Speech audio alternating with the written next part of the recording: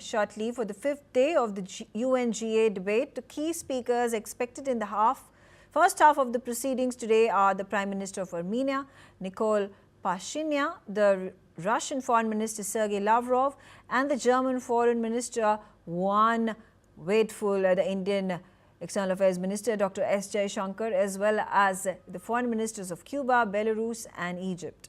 The Indian Foreign Minister S. Jaishankar is also met with his Russian counterpart Sergei Lavrov on the margins of the General Assembly, where the Indian External Affairs Minister held a summit with the foreign ministers of all BRICS member states.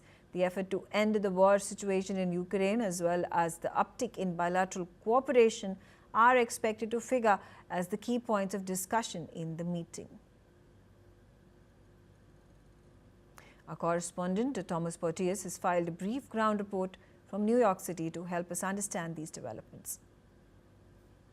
Okay, we are here in New York City live. I'm Thomas Porteous and you are watching NewsX World live from New York City.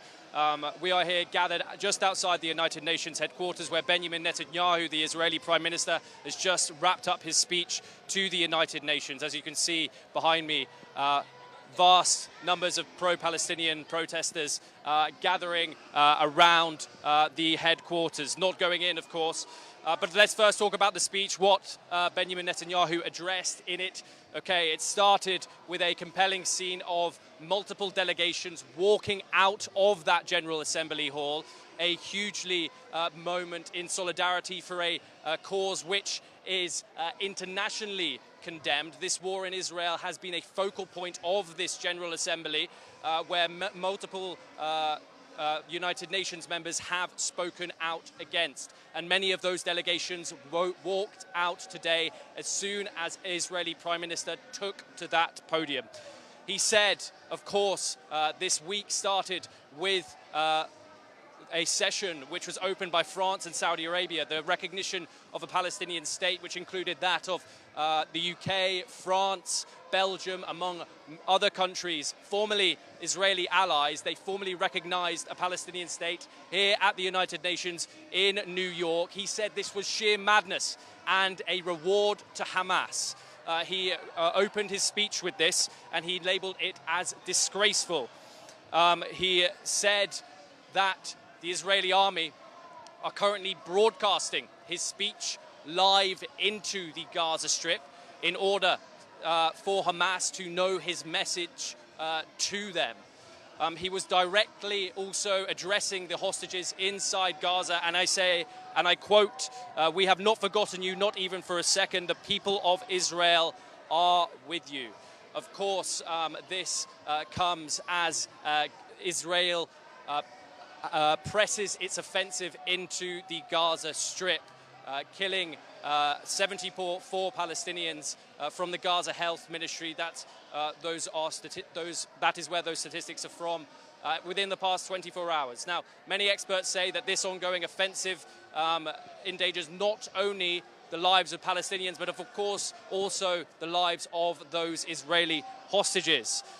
His speech comes after Donald Trump yesterday said that he will not allow Israel to annex the West Bank. Now, this, of course, has also been a huge concern of both the Palestinian cause and also its Arab neighbors, who Benjamin Netanyahu has been linked to this vision of Greater Israel, which is a plan which he has communicated in Hebrew to his audience that includes the entire Palestinian territories, parts of Lebanon, parts of Syria, parts of Jordan, and he maintains in English that he does not want this to happen, and maintains that after this war is over, that Gaza will be governed by a Palestinian authority that does not have a threat to the state of Israel. However, there are other messaging that comes out of his government that says otherwise. And so there is huge concerns here that Benjamin Netanyahu's actions are only getting started when it comes to occupation.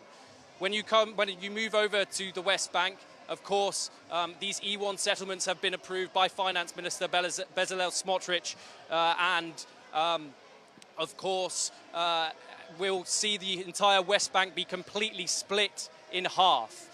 These protests are here, of course, opposing that, and it will be a huge day here. We are, of course, here in America.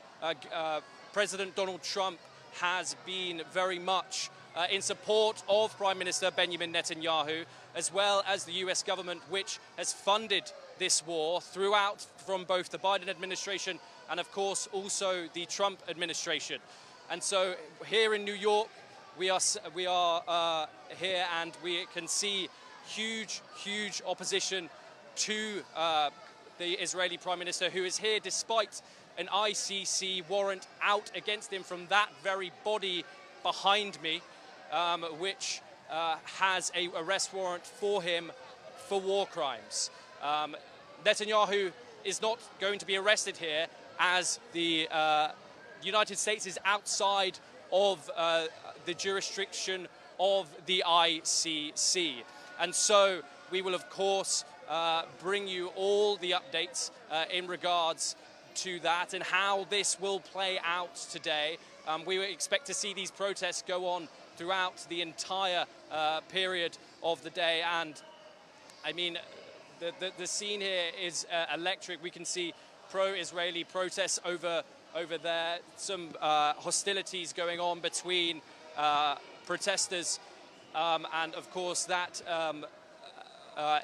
address by Prime Minister Netanyahu was certainly a compelling speech, but of course international eyes will be looking upon it and not be looking upon it gladly. This is Thomas Porteous.